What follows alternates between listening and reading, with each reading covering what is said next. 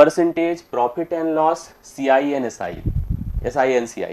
मतलब हम यहाँ पर प्रतिशत पढ़ेंगे, प्रतिशत के प्रश्न करेंगे, ठीक है, लाभ हानि छूट के प्रश्न करेंगे, लाभ हानि और छूट के प्रश्न करेंगे, और फाइनली हम साधारण और चक्रवृद्धि ब्याज के भी प्रश्न करेंगे। मतलब चक्रवृद्धि ब्याज और साधारण ब्याज के प्रश्न करेंगे। तो आपको एक एक चीजों को ध्यान से देखना है, हर प्रश्न को आपको अच्छे से करना है, क्योंकि ये सब इंपॉर्टेंट है। यस, सब इंपॉर्टेंट है। 4 प्रश्न आपको इनसे 4 से ज्यादा ही मिलेंगे, कम तो किसी भी हालत में नहीं मिलेंगे। चाहे आप ग्रुप सी दे रहे हैं, स्टेनोग्राफर दे रहे हैं, ग्रुप डी का एग्जाम दे रहे हैं, हर जगह पर आपको 4 से 5 प्रश्न नजर आने वाले हैं। पहला प्रश्न आ ही गया बोर्ड पर। अब पहले प्रश्न को ध्यान से देखिए, कितने लोग कर पाएंगे इसका उत्तर मुझे बताने की कोशिश करिए, एक मॉक की तरह आप लोग करिए। कहा गया है x y का 80% है, तो 2x का कितना प्रतिशत y है? अगर x y से 80% है y का, तो 2x का कितना प्रतिशत y है? आइए देखा जाए। देखो मेरे पास यहां पर x है, यहां पर y है, फटाफट आप बता सकते हैं। कह रहा है जो x है ना, y का 80% है। 80% बेसिकली चाहे लिखना चाहो, चाहे लिख दो इसको 100, इसको लिख दो 80, क्योंकि x जो है y का 80% है। यह आपका 4 होगा, यह आपका 5 होगा, ये 4 और 5 हो गया। अब इसने कहा जो 2x है, सॉरी 2x का कितना परसेंट y है, तो पहले इसको 2 से मल्टीप्लाई करो, यह 8 हो गया। y आपका 5 ही रहेगा, y आपका क्या रहेगा? 5 ही रहेगा। तो 2x का कितना परसेंट y है, तो 5 लिखिए, गुणे 100 करिए, बटा 8 कर दीजिए। 4 दूना 8 है। भाई देखो 5 के बारे में अर्थात y के बारे में पूछा गया कि वह 2x का कितना परसेंट है, तो 2x नीचे चला जाएगा। 4 दूना 8 25 हो गया, 25 पंचे 125 बटा 2 कर दीजिए, 62.5 या 62 सही 1/2%। A B option. कितने लोग का आया था? Very good. कुछ लोग 160 उठ का बता रहे हैं। 62 सही 1/2 करेक्ट आंसर होगा, जो कि आपने देखा कि अगर हम कह रहे थे x y का 80% था, तो 5 अगर y होता तो 4x होता, इसका डबल कर दो, 2x हो गया 8, y इसका कितना परसेंट है, तो 5 गुणे 100 बटा आप 8 कर दीजिए। करेक्ट आंसर आपका 12.5% हो जाएगा। 11वें प्रश्न का राइट सोल्यूशन, 11वें प्रश्न का राइट सोल्यूशन 12.5% इस प्रश्न का करेक्ट हल बनकर आपके सामने है। अगला क्वेश्चन देखिए, जो कर सकते हैं प्लीज बताइए। आपको लेवल दिख रहा होगा, किस परीक्षा में पूछा जा सकता है, तेजी के साथ बताइए। कहा है 65 का 4/5, 119 का 5/7 से कितने प्रतिशत कम है, से कितने परसेंट कम है? कौन कौन बता सकते हैं इसको? देखो 5 से डिवाइड करिए 13, 13 चौके 52, मतलब इसका कुल मान 52 है। 7 से करिए 17 सत्ते 119, 17 पचे 85, तो 52 जो है 85 से कितना कम है, पहले इसको देखिए फिर परसेंटेज में कन्वर्ट कर लेंगे। आइए देखिए, 3 और 8 से 5 3, 33 किससे कम है? 85 से। लिखो 33 गुणे 100 बटा 85, 33 गुणे 100 बटा 85। क्या मैं सही कर रहा हूं? हाँ। कोई कंफ्यूजन हो किसी के मन में तुरंत बता दे, कैसे कैसे किया। देखिए 5 13 बार, 13 चौके 52, ठीक है। 17 सत्ते 119, 17 पचे 85, कितना कम है? 5 से 2 3 होता, 8 से 5 3। अब देखो 5 17 बार होता है, 5 17 बार होता है, और 5 20 बार होता है। 33 दूना 66, 660 होगा बटा 17, तो 17 तिया 51, 17 तरीके 51 होगा। 51 के बाद बचेगा मेरे पास 9 6 15, 9 6 15 ना, 15 50। अब देखो 17 8 136, 38 दशमलव में कुछ करके एक ऑप्शन ही आपके पास है। अगर 38 दशमलव समथिंग करके आ रहा है, एक ही ऑप्शन बी ऑप्शन हमारे इस प्रश्न का राइट सोल्यूशन हो सकता है। तो बी ऑप्शन 38.82 इस प्रश्न का करेक्ट है, क्योंकि यह 52 था, यह 85 था, जो 33 कम था 33, और 33 को अगर हमने मैच कराया 85 से, तो 33 × 100 डिवाइड बाई 85 इस प्रश्न का राइट सोल्यूशन आपका 38.82 है। 12वें प्रश्न का करेक्ट हल है। आई होप आपको समझ में आया होगा। बी ऑप्शन इस प्रश्न का करेक्ट हल है। और अब अगले प्रश्न पर आप लोग बढ़ चलो, जो कि 13वां नंबर है। ध्यान से देखिएगा, इस तरह का प्रश्न मोस्ट इंपॉर्टेंट है। ग्रुप सी हो, ग्रुप डी हो, लेवल अप डाउन करके हर परीक्षा में इस तरह का प्रश्न पूछा जा सकता है, पैटर्न पूछा जा सकता है। राधा अपने वेतन का 40% भोजन पर, राधा जो है अपने वेतन का 40% भोजन पर, 20% मकान के किराए पर, 10% मनोरंजन पर तथा 10% परिवहन पर व्यय कर देती है। यदि माह के अंत में उसकी बचत 1500 रुपए की है, मतलब वो अंतिम में 1500 रुपए फाइनली अपनी जेब में बचा भी लेती है अपनी पॉकेट में, तो उसका मासिक वेतन क्या है? हर व्यक्ति की जो आय होती है, हर व्यक्ति अपने खर्चों का निर्धारण अपनी आय से करता है। प्रतिशत के लिहाज से हर व्यक्ति की इनकम 100% हुआ करती है। राधा की भी इनकम 100% है। अब राधा के खर्च देखिए, भोजन पर 40%, 20% किराए पर, 10% मनोरंजन पर और 10% परिवहन पर। तो कुल मिला के राधा के खर्च 40, 20, 60, 10, 70, 10, 80% तो राधा खर्च कर दिया करती हैं। अगर 80% भैया खर्च करती हैं तो जाहिर सी बात है कि 20% इनकी बचत होती है। 80% खर्च के बाद 20% इनकी बचत होती है। इस 20% का मान हम लोग को दिया है, वो भी कितना बताएं, 1500 रुपए। 1500 दिया गया है हमको। राधा की इनकम बतानी है, टोटल 100% का मान आपको बताना है। आपके उत्तर आ चुके हैं, कमेंट में दिख रहा है हमें साफ साफ। 20 पंचे 100 होता है, 5 से इसको गुणा कर दें, 7500 रुपए राधा की मासिक इनकम हुआ करती है, जो कि आपको सी ऑप्शन में दिख रहे हैं। तो C option 7500 the right solution, यही राधा की इनकम है, जो कि करेक्ट आंसर आपको 13वें प्रश्न में दिया गया है। तो 13वां नंबर आप लोग नोट कर सकते हैं। 7500 रुपए राधा कमाती हैं, जो कि करेक्ट हल के रूप में आप लोग सी ऑप्शन प्राप्त कर सकते हैं। क्लियर है सभी को? इस तरह का प्रश्न इंपॉर्टेंट होता है, इसमें अप डाउन करके अलग प्रकार की स्थितियों में प्रश्न आपसे पूछा जा सकता है। आप कभी भी इसके लिए तैयार रहिएगा। अगला क्वेश्चन ध्यान से देखिए, 14 नंबर। ए की 5%, ए की आय का 5% बी की आय के 15% के बराबर है। मैं अगर आपसे यही एक लाइन पूछूं कि अगर कहा है ए का 5%, बी का 13% है, तो बताओ इसमें अमीर ज्यादा कौन है, ए की बी? आप लोग कमेंट कर सकते हैं। हालांकि याद रखिएगा, जब भी कभी जैसे ए कह रहा है कि हम 5%, तुम 15%, तो ए ज्यादा पावरफुल है, क्योंकि उसका कम परसेंट अगले के ज्यादा परसेंट के बराबर होगा। अगली लाइन पढ़िए, बी का 10% सी के 20% के बराबर है। तो तीनों को उठा लीजिए, उठा के बुलाइए, यहां पर आ गए तीनों, ए बी सी। अब इसने कहा है कि ए जो है उसका 5% बी के 15% के बराबर है। यस, समझ रहे हैं? ए का 5% बी के 15% के बराबर है, तो ए बी का 3 गुना है। लिखने का तरीका ऐसे होता है, ए का 5% बराबर बी का 15%। देखो मैं लिख भले देता हूं, इसको इधर कर दो, इसको इधर कर दो, या ऐसे सोचिए जैसे अगर हम रेशियो बनाना चाहें, इसको इधर कर दें, इसको 15/5, 3/1, मतलब यह 3 होगा तो यह 1 होगा। मतलब ए जो है बी का 3 गुना होगा। इसको देखने समझ में आ रहा है। फिर आगे बोला बी का 10% सी के 20% के बराबर है, तो बी सी का 2 गुना होगा। ये देखिए ऐसे बनेगा। अब यहां पर आप समझ गए होंगे कैसे बनाया जाता है, जैसे इनका संबंध कैसे डिक्लेयर किया जाता है। जैसे कहा बी का 10%, सुनिए, बी का 10% बराबर सी का 20%। तो आप सी को इधर बुलाओ, 10 इधर भेजो, 20/10 2/1 हो जाएगा।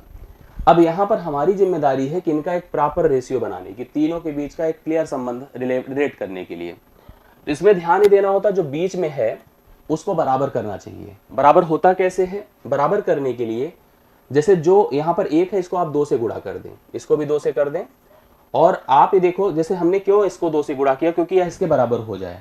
ठीक है, या कभी कभी क्या होता है, दोनों में करना पड़ता है, एलसीएम लेना पड़ता है। नहीं तो अभी क्या है स्थिति कि अभी के तो हम लोग डायरेक्टली अगर 2 में इसमें करेंगे तो यह 2 हो जाएगा। इसमें किया है तो बैलेंस करने के लिए इधर भी करना पड़ेगा। अब यहाँ पर 6 हुआ, यहाँ 2 हुआ, यहाँ 1, तीनों के बीच का अनुपात 6:2:1 का हो गया। मतलब ए का मान यदि 6 है तो बी 2 है और सी क्या है, 1 है। आगे बढ़ता हूं। अब देखिए स्थिति क्या है। इसने कहा सी की आय यदि 2000 है तो सी का अनुपाती भाग देख लो 1 है, तो 1 का मान कितना है, 2000। इसने पूछा कुल की इनकम बता दो, 6, 2, 8, 1, 9, तो 9 का मान क्या होगा, 18000। ये देखिए फटाफट इस तरह से प्रश्न हल कर सकते हैं। पहले तो मैंने तीनों के बीच का एक प्रॉपर रेशियो बनाया, उसमें जो वैल्यू हमको दी गई है, जैसे हमें सी का मान दिया है, उसके अनुपाती भाग से इसको कंपेयर कर देंगे। 1 बराबर हमने 2000 कहा। फाइनली तीनों के अनुपाती पदों को जोड़ करके इसके साथ कंपेयर किया तो राइट सोल्यूशन आपको 18000, अर्थात तीनों का धन 18000 था। यहां से हमें इंडिविजुअली पूछ सकता था, मतलब किसी का अलग अलग भी पूछा जा सकता था, या हमसे कंबाइन होकर के पूछा जा सकता था, या हमको किसी के बीच का अंतर भी करके पूछ सकता था। तो कुछ भी पूछता, अगर हम रेशियो बना लेते और कंपेयर कर लेते तो प्रश्न ऑटोमेटिकली आपके हल हो सकते हैं, सॉल्व हो सकते हैं। फिर अगला प्रश्न देखिएगा, जो इंपॉर्टेंट भी है और ऐसे प्रश्न भी आपकी परीक्षा में मिल सकते हैं, जो ग्रुप सी और स्टेनोग्राफर देख रहे हैं। ध्यान से देखिएगा कैसे करना है। सेब के मूल्य में 25% की कमी होने पर, सेब का दाम जब 25% घट जाता है तो एक ग्राहक को 240 रुपए में 2 किलोग्राम ज्यादा सेब मिल जाता है।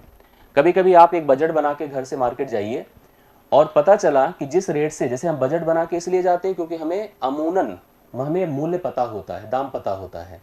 हम वहां पहुंचे और पता चला कि रेट आज घट गया है, और रेट घट जाने से, एक सर्टेन रेट घट जाने से हमको किसी एक सर्टेन अमाउंट में जो आपने बजट बनाया था उसमें अब ज़्यादा सामान मिल गया। तो मेरे सामने स्थिति है कि दो चीज़ें, या तो हम पैसे बचा लें या तो हम अब क्या करें, ज़्यादा सामान खरीद लें। हमने मान लो खरीद लिया तो हम पुराना या नया भाव पता कर सकते हैं। अगर हम कभी भी कोई मार्केटिंग करते हैं तो हमारा टोटल अमाउंट अर्थात हमारा बजट या हम कह सकते हैं बिल किस पर डिपेंड करता है, रेट इंटू क्वांटिटी पर। रेट इंटू क्वांटिटी पर मतलब क्या भाव है और कितना आप खरीद रहे हैं। जैसे आप चावल खरीद रहे हैं, 40 रुपए का भाव है और 5 किलो चावल खरीदेंगे तो 40 रेट हो जाएगा, 5 क्वांटिटी, 40 गुणे 5 हो जाएगा। हम लोग को कोई भी इन तीनों में दो चीज अगर पता हो तो हम कुछ भी निकाल सकते हैं। जैसे मान लो कभी आपको टोटल अमाउंट भी पता हो और हमको रेट पता हो तो हम संख्या मात्रा निकाल सकते हैं। यहाँ पर हमें यही करना है, हम लोग को रेट लिखना है और क्वांटिटी अर्थात मात्रा लिखनी है, मतलब दर लिखनी है और मात्रा लिखनी है। क्योंकि रेट घटा है और 25%, कितना घटा है 25%, तो हम इसको अगर एकदम 60 मेथड से आपको बताएं तो 25% अगर भिन्न में लिखा जाता है तो 1/4 हो जाता है, 100 बटा अगर हम बटा 100 कर देते हैं। इसका अर्थ ये होता है कि जो पहले भाव हमारा 4 था, 4 रुपए प्रति किलोग्राम था, तो अभी 4 में 1 घट करके यह 3 रुपए, मतलब दिस वाज द ओल्ड, यह ओल्ड रेट था, now this is the new rate. मतलब पहले अगर 4 रुपए भाव हुआ करता था सेब का प्रति किलोग्राम रेट पर केजी, अभी क्या हो गया है, वह भाव 3 रुपए पर केजी हो गया है। मुझे बताओ कि अगर हम 4 रुपए में 1 किलोग्राम सेब खरीद सकते थे, पहले 240 रुपए लेकर गए थे आप मार्केट, तो आप कितना सेब खरीद सकते थे भाई? भाव आपको क्लियर था, 4 रुपए में 1 किलोग्राम मिलेगा, 240 रुपए आपकी जेब में है तो कितने किलोग्राम खरीद कर लाएंगे? 240/4 अर्थात हम 60 किलोग्राम खरीद के लाते हैं। बट आज जब आप मार्केट गए हो तो रेट हो गया है 3 रुपए प्रति किलोग्राम, मतलब रेट घट गया है। अब उसी 240 में आपको 80 किलोग्राम मिल जाएगा। यहां से आप देखो तो आपको अभी जो है ज्यादा सेब मिल रहा है इसकी तुलना में 20, लेकिन प्रश्न के हिसाब से 2 ही किलोग्राम ज्यादा मिला है, जबकि यहां से 20 है और प्रश्न के हिसाब से 2 है। तो 2 बराबर यदि 20 है तो 1 बराबर 10 होगा। अब अगर आपसे पुराना भाव पूछता तो 4 बराबर 40 होता, नया भाव पूछा है तो 3 बराबर 30 है, मतलब अभी की डेट में रेट हो गया है 30 रुपए प्रति किलोग्राम। अभी की डेट में रेट क्या हो गया, 30 रुपए प्रति किलोग्राम। यही पूछा ना, सेबों का घटा मूल्य बताओ। Right now the rate of apple per KG the 30 rupees per KG. जबकि अगर हमसे प्रीवियस पुराना पूछता तो पुराना हम कितना बता सकते थे बताइए, 40, मतलब 4 से गुणा कर देते 40। मतलब आपको क्या करना है इस प्रश्न को हल करने के लिए, परसेंटेज के हिसाब से रेट जनरेट करना है, अमाउंट के हिसाब से क्वांटिटी डिसाइड करनी है, क्वांटिटी में कमी या वृद्धि अनुपातिक कमी वृद्धि से कंपेयर करके पुराना या नया कोई भी भाव हम लोग यहाँ पर निर्धारित कर सकते हैं। आशा करता हूँ प्रश्न आपको समझ में आया होगा। इस 15वें प्रश्न को नोट करिए, एक अच्छा स्तरीय प्रश्न है, आपको समझ में भी आया होगा। अगर आपने ध्यान से देखा होगा तो 100% यह प्रश्न आपको क्लियर स्पष्ट समझ में आ गया होगा। तो प्लीज आप लोग 15 डन कर लिए हैं, अब मेरे साथ बढ़ेंगे हाँ अगले प्रश्न पर। एक बार क्लियर बता दें समझ में आया कि नहीं, जल्दी से फटाफट। 15 हो गया है, 16वें पर आ चुके हैं हम लोग यहाँ पर। 16वां प्रश्न आपके सामने बोर्ड पर है, क्या है प्लीज सभी लोग मुझे बताओ। एक आयत है, आयत जानते हैं, जैसे हम जिस कमरे में हैं बेसिकली आयत है, क्योंकि इसकी फर्श में लंबाई और चौड़ाई है। आपका खेत जो गांव का होगा जहां पे आप धान गेहूं की बुआई होती है वो भी आयताकार ऑलमोस्ट होता है। आयत इस प्रकार का एक मैदान है जो कि रेक्टेंगुलर कहा जाता है अंग्रेजी में, जिसके पास अपनी एक लंबाई होती है और चौड़ाई होती है, जिसका अपना एरिया होता है जहां पर आप सिंचाई, गुड़ाई, जुताई, बुआई करते हैं, जिसको L × B कहते हैं, लंबाई गुणे चौड़ाई। इसने हमसे कहा कि अगर लंबाई को 30% बढ़ा दूं और चौड़ाई को 20% कम कर दूं तो नए आयत का क्षेत्रफल कितने प्रतिशत अधिक या कम हो जाएगा। इसके लिए हम लोग सतत प्रतिशत वृद्धि कमी लगाते हैं, सतत प्रतिशत वृद्धि कमी लगाते हैं। सतत प्रतिशत वृद्धि कमी का मतलब जैसे 30% बढ़ा और 20% घटा, इसका सूत्र लग सकता है, सूत्र के अलावा भी प्रोसेस होता है। अगर आप सूत्र नहीं कर सकते हैं तो आप समझने की कोशिश करिए कैसे किया जाएगा। हम 30% बढ़ने की बात कर रहे हैं, देखो 30% बढ़ा है, भिन्न के हिसाब से लिखोगे 3/10 होगा। कहोगे सर कैसे, 30/100 कर दीजिए, काट दीजिए 3/10, अर्थात हम कहेंगे 10 में 3 जुड़कर 13 हो गया और 20% घटा है। 20% घटने का मतलब 1/5 है। कैसे 5 हुआ 1/? आप कहोगे सर 20/100 है तो 20 × 5 100 होता है 1/5। 5 में 1 घटकर 4 हो गया। 5 में देखिए घटने का एसेंस यही होता है, 5 में 1 घटकर 4। अब देखिए क्या हो जाएगा, सुनते जाइए। 10 पचे 50 है, 13 चौके 52 है। 50 से 52 बढ़ा है कि घटा, तो कहोगे सर बढ़ा है, मतलब वृद्धि हुई है, कमी नहीं हुई है। कितना बढ़ा है? 2। किस पर बढ़ा है? 50 पर। 2 गुणे 100 बटा 50 करिए, 50 दूना 100, 2 दूना 4। आप कहोगे सर 4% की वृद्धि हुई है। जो नया क्षेत्रफल है पुराने क्षेत्रफल की तुलना में 4% बढ़ गया है, 4% बढ़ा है। बिल्कुल सही बात है, पहला ऑप्शन इस प्रश्न का राइट सोल्यूशन है। मैं कुछ लोगों के लिए बताना चाहूंगा कि इसको हम ऐसे भी कर सकते थे, जैसे 30% बढ़ा तो लिखते 30, 20% घटा -20, माइनस, हमेशा याद रखिएगा जब प्लस माइनस होगा तो प्लस फिर माइनस फिर माइनस, 30 गुणे 20 बटा 100। 30 में से 20 निकला 10, 2 शून्य खत्म, 3 दूना 6। पॉजिटिव आएगा तो आप बढ़ा मानिएगा, नेगेटिव आएगा तो आपको वृद्धि कमी मानना पड़ेगा। तो +4 मतलब 4% यहाँ पर बढ़ा है, तो 4% बढ़ा है। आप देख रहे हैं पॉजिटिव यहाँ पर इस प्रश्न का। और अगर ऐसे करेंगे तो आपको सूत्र याद करने की आवश्यकता नहीं होगी, वृद्धि के लिए बस भिन्न बना के अपडेट कर दीजिए इसको, कमी के लिए रिड्यूस कर दीजिए, और यह प्रक्रिया ऐसे कंबाइन करके लगा दीजिए, आपका प्रश्न आपका हल हो जाया करेगा। कभी दिक्कत आपको ऐसे प्रश्नों में तो फिलहाल नहीं आएगी। ठीक है, बढ़िया प्रश्न होता है, इंपॉर्टेंट भी होता है और पूछा जाएगा परीक्षा में, इसलिए आपको बहुत ही धैर्य से, बहुत ही सिस्टमेटिक इस प्रश्न को तैयार करते रहना है, याद करते रहना है। कोई दिक्कत हो तो हमें बताते चलिए। आगे प्रश्न पर आ जाइए। अब देखिए ये सिचुएशन हर घर में आती है। क्या आती पता है? कि चीनी का मूल्य 20% बढ़ गया। हम लोगों ने चीनी के लिए बजट बनाया 1 तारीख को, और हमने चीनी के लिए 1000 रुपए निकाल करके रख दिए। हम जब मार्केट में गए पता चला कि भैया चीनी का भाव तो 20% बढ़ गया है। अब आप क्या करोगे? आप में से बहुत सारे लोग हो सकते हैं कहेंगे अरे क्या बात है, बढ़ गया तो बढ़ गया। टॉपिक वाइज ही चल रहा है। राज दीक्षित लगातार आप कमेंट कर रहे हैं, आपने देखिए नंबर सिस्टम सिंप्लीफिकेशन की, आप परसेंटेज पढ़ रहे हैं। लगातार टॉपिक वाइज ही पढ़ा रहा हूं और अंतिम तक यही करूंगा, परेशान मत होइए। मैंने कहा कि हम लोगों ने घर में चीनी का बजट बनाया। मान लो 1000 रुपए आपने प्लान किया कि 1000 में इस महीने चीनी खाई जाएगी, चाय पी जाएगी और पिलाई जाएगी। जब आप चीनी खरीदने गए मार्केट में तो पता चला चीनी का भाव 20% बढ़ गया है। तो कुछ लोग कहेंगे सर बढ़ गया तो क्या दिक्कत है, मेरे पास इतने पैसे हैं, मैं और ज्यादा चीनी खरीद लूंगा। लेकिन एक जो जिम्मेदार घर वाला है वो कहेगा कि भैया ऐसी स्थिति में हम चीनी का उपभोग ही कम कर देंगे, हम अपने बजट को नहीं बढ़ा सकते, नहीं तो हमें कर्ज लेना पड़ेगा। हम चीनी का उपयोग ही कम कर देंगे जिससे कि खर्च पर कोई प्रभाव ना पड़े। ऐसी स्थिति बनती है जब किसी वस्तु का मूल्य बढ़ जाए तो आप उसका उपयोग ही घटा दें जिससे कि उसके दाम पर कोई परिवर्तन, मतलब हमारे हमारी बजट पर कोई प्रकार की डिस्टरबेंस ना आए। यहाँ पर 2 चीजें बनेगी, कभी वृद्धि होगी तो कमी पूछा जाएगा, और कभी कमी होगी तो वृद्धि पूछा जाएगा। कैसे करना है आपको ये ध्यान दीजिएगा। ठीक है, आपको 2 तरह के प्रश्न पूछ सकता है, वृद्धि दिया है तो कमी, कमी दिया है तो वृद्धि। एक बात याद रखिएगा, जैसे जो वृद्धि का परसेंटेज होगा वह कमी के परसेंटेज से ज्यादा होगा। मतलब अगर 25% की वृद्धि है तो कमी 25 से कम ही रहेगी। 25 से कम रहेगी तो 50 तो नहीं हो सकती, 64 नहीं हो सकती। 2 ऑप्शन तो ऐसे ही कट गए। 2 ऑप्शन ए और सी में डाउट है, मैं बता रहा हूं कैसे करना है। वृद्धि 25% की है, अभी अभी भिन्न करना आप लोग खूब सीख रहे हैं। बटा 100 करिए तो 1/4 हो जाएगा। बटा 100 करिए, 25/100 क्या होता है? 1/4। आप इसको बुला लीजिए अपने पास, अंश को बुलाइए, कहिए आ जाओ भाई 1 गुणे 100 करो। क्योंकि वृद्धि है तो 4 में 1 जोड़ दीजिए, 4 में 1 जोड़ दीजिए तो क्या हो जाएगा? 5। 4 में 1 जोड़ देने से कितना हो जाएगा? 5।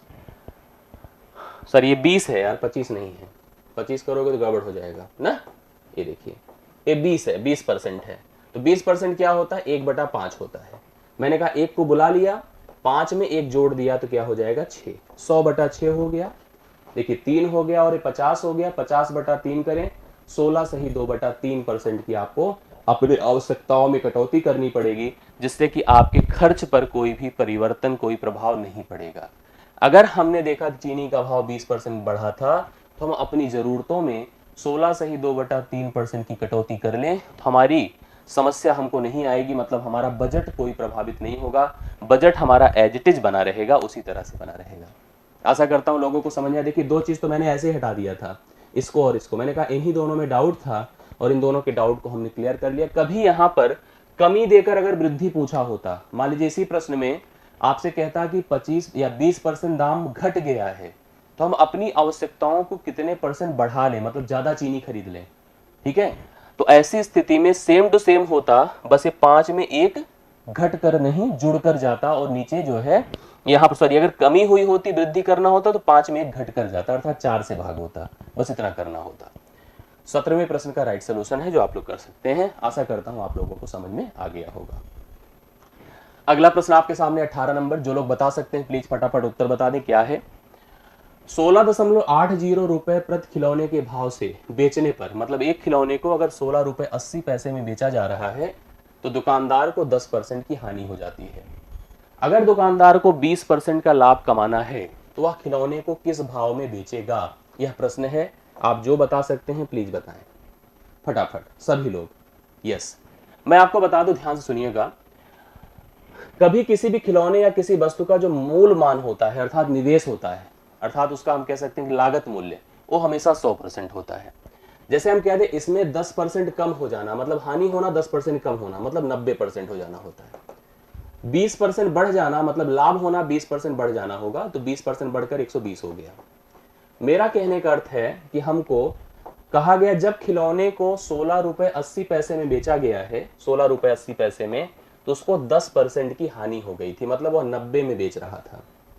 जब वह खिलौने को 20% के लाभ पर बेचेगा तो 120 में बेचेगा। अब मूल्य उसका क्या निर्धारित करना होगा? कौन कौन बता रहे हैं? बता तो दिए, बहुत सारे लोगों ने हमें उत्तर दिया, और भी लोग तेजी से दें उत्तर। देखो ये काट सकते हैं ऊपर नीचे बगल बगल।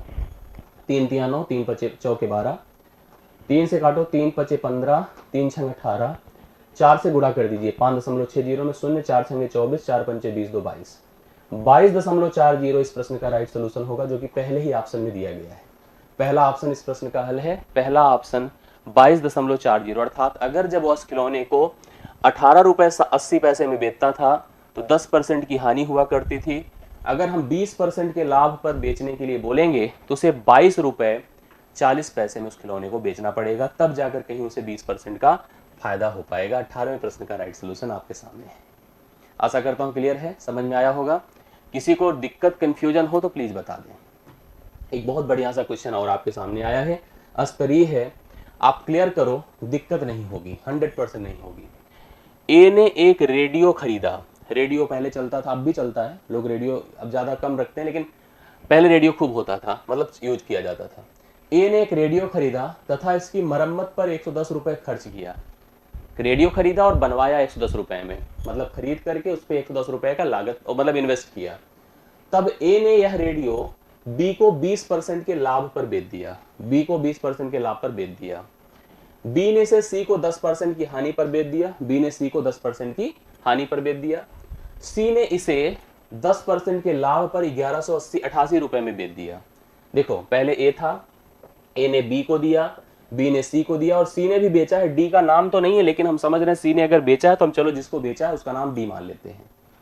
ए ने मान लो 100 में खरीदा था, 100 में खरीदा था, 100 उसकी कंप्लीट लागत में मान रहा हूं, खरीदा नहीं था, कंप्लीट लागत मान रहा हूं, मतलब उसने जब मरम्मत करा के, खरीद कर मरम्मत करा कर 100 रुपए उसकी लागत है। अब उसने क्या किया है, इसको बी को जो है 20% के लाभ पर बेचा, अर्थात 120 में बेचा है।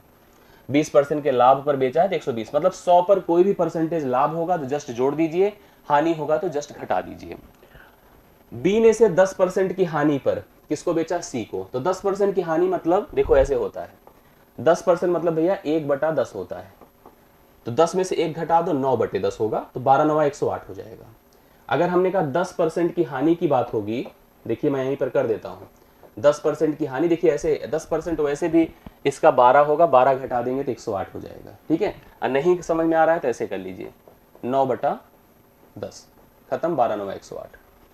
अब सी ने डी को क्या किया है, 10% के लाभ पर बेचा है। अब इसका 10% हो जाएगा 10.8 हो जाएगा, आपको कंफर्म है। देखिए मैं कैसे करके दिखाता हूँ, 108 गुणे 11/10 होगा। 11/10 का मतलब आप समझ रहे हैं, 11 × 88, 8 11 1 11, 11 10 कितना हो जाएगा यहाँ पर 100, मतलब यहाँ पर आपका 11 के 11 इसमें जोड़ दिया तो 1188 हो गया। अब यहाँ पर कितना हो जाएगा पता है, 118.8 हो जाएगा, इसकी बात अगर करो तो 111.8 हो जाएगा। अब आपको क्या करना है, अब आपको क्या करना है मुझे बताइए। यहां पर इसका मूल्य दिया है, इसका मूल्य कितना दिया है, इसके बराबर 1188 के बराबर है। अब अगर आप 10 यहां से दशमलव हटा दो, एक शून्य बढ़ जाएगा, 10 बार आ जाएगा। हमको ए का मूल्य निकालना है तो 1000 हो गया, बट 1000 भैया मरम्मत ऐड करके है, मरम्मत को मिला करके है। अगर मरम्मत करके मिला करके है तो मरम्मत घटा दीजिए 110 रुपए, 110 जैसे ही घटाए तो 890 हो जाएगा। कितना हो जाएगा, 890 रुपए। यहां पर उस रेडियो का उसका कंप्लीट प्राइस था। जैसे आप समझो, ए ने कितने में खरीदा था, कितने में खरीदा था नहीं पता है, जितने में खरीदा था उसने एक लागत लगाई और उसका कंप्लीट निवेश उसने 100 मान लिया। 100 पर 20% के लाभ पर उसने बी को बेचा 120 में। बी ने क्या किया कि यहां पर 10% की हानि पर सी को 108 में बेचा। सी ने 10% के लाभ पर डी को बेचा 118.8 में बेचा, 118.8 में बेचा। अब इस 118.8 की तुलना, मतलब डी का नाम भले नहीं था लेकिन हम मानते तो किसी को बेचा होगा उसने, इसकी तुलना हमने इससे कर दी। किससे कर दी, ये देखिए 1188 से। दशमलव यहां से हटा के शून्य बढ़ाया, 10 आया, 10 को इससे गुणा किया तो कंप्लीट इन्वेस्टमेंट ए का कितना था, 1000 रुपए। मतलब उसमें सब कुछ है, खरीद और उसका रिपेयरिंग कास्ट। तो हम रिपेयरिंग कास्ट अगर हटा दें तो उसने खरीदा कितने में था। हमसे ये नहीं पूछा था कि रिपेयरिंग कास्ट मतलब कुल लागत क्या थी कि नहीं। अगर एक ही कुल लागत पूछता तो 1000 ही आता, बट उस 1000 में उसने 110 रुपए मरम्मत करने में लगाया था। 110 जब घटाया तो यह 890 रुपए आ गया, जो कि बी ऑप्शन में आपको दिया है। तो 19वें प्रश्न का करेक्ट हल आपका बी ऑप्शन है, जो कि क्या दिया है, 890 रुपए। तो 890 रुपए आप लोग राइट सोल्यूशन नोट कर सकते हैं। आपके इस प्रश्न का करेक्ट हल आपके सामने है। अगला प्रश्न देखा जाए, समय ना गवाएं, फटाफट करते जाएं, जिसको ना समझ में आए प्लीज बताते जाएं। और दूसरी चीज, कॉन्फिडेंट रहें, एकदम से मजबूत रहें, जोश बनाए रखें, क्योंकि लंबे समय तक जुड़ना है। एक बार यस करके बढ़िए तेजी के साथ 20वें प्रश्न पर पहुंच रहे। हाँ, तो लंबा सेशन करना है तो फिर आपको इफर्ट दिखाना होगा मेरे साथ, मुझसे ज्यादा। यस, रेडी, बताएं, कंटिन्यू किया जाए। चलिए, एक व्यक्ति ने एक घोड़ा खरीदकर, सुनते जाइए, एक व्यक्ति ने एक घोड़ा खरीदकर 10% के लाभ पर बेच दिया। घोड़े को 10% के लाभ पर बेच दिया। यदि उसने उस घोड़े को 20% कम में खरीदकर 10 रुपए ज्यादा में बेचा होता, 10 रुपए ज्यादा में बेचा होता, तो उसे 40% का लाभ होता। घोड़े का क्रय मूल्य बताओ। अब सुनिए इस बढ़िया प्रश्न को, एक अच्छा सा क्वेश्चन आपके सामने है। अगर आप इसको इंपॉर्टेंट माने और स्तरीय माने तो दोनों चीजें यहां पर एप्लीकेबल मानी जा सकती है। जैसे कभी कभी दुकानदारों से प्रॉब्लम हो जाती है, जैसे घोड़े को या कोई सामान को पहले दुकानदार बेचता है किसी एक सर्टेन प्रॉफिट पर। मान लो इसने कहा कि घोड़े को 10% प्रॉफिट पर दुकानदार ने बेचा है। इसने कहा कि जब वह खरीद रहा था उसी समय थोड़ी सी कमी उससे हुई थी, अब जब वह खरीदने जाएगा तो वह प्रयास करेगा 20% कम में लाए थोक विक्रेता से। किससे, थोक विक्रेता से। और खरीद कर 10 रुपए अधिक में जब बेचे, जितने में बेचा था उससे 10 रुपए ज्यादा में बेचे, तो उसका लाभ का परसेंटेज 40 हो जाएगा। घोड़े का क्रय मूल्य बताना है। आप एक बात मुझे बता दो, यहां पर किसी भी स्थिति में किसी भी वस्तु का क्रय मूल्य हम लोग कितना माना करते हैं, 100। ये है घोड़े का क्रय मूल्य। घोड़े का क्रय जनरल प्रश्न है, एकदम आसानी से करिए। 10% के लाभ पर बिचवा दीजिए इसको, 10% के लाभ पर अर्थात 110। ये देखिए 10% का लाभ ले लीजिए, 110 में बेचा। अब इसने कहा, देखो एक चीज ध्यान दीजिए, तुलनाएं चल रही है। आप इसी में अगर 10 रुपए जोड़ देंगे ना तो गड़बड़ हो जाएगा। नया विक्रय मूल्य निकालने के लिए 10 रुपए जोड़ मत दीजिएगा, मैं जो बता रहा हूं उसको सुनिए। अगर